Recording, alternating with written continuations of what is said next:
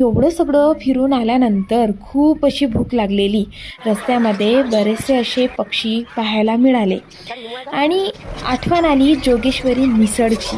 मिसळ खायला घेतली आणि तीसुद्धा आठवण आली या दोघांच्या प्रेम कहाणीची. बशीतल्या पावाला मिसळ म्हणाली लाजून, असा दूर का उभा तू, मी तुझ्यासाठी बसले सजून.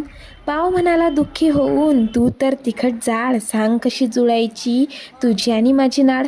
मी तसा पांढरा फटक, तू किती छान सजली, गालावरती ग तुझ्या टोमॅटोची लाली. कोथिंबिरीचा हिरवा छालू, नवरी शान लाजली, दंडात रुतली ग तुझ्या कांद्याची लाल चोळी. मिसळ म्हणे पाव राजा, असं काही नसतं, एकदा प्रेम झालं की ते कोणावरही बरसतं. तू किती साधा अन तू किती सिंपल, तू माझा ऋषी आणि मी तुझी डिंपल. पाव म्हणाला मिसळीला, आता आपलं एकच गाव, तुला मला एकच नाव, मिसळ पाव.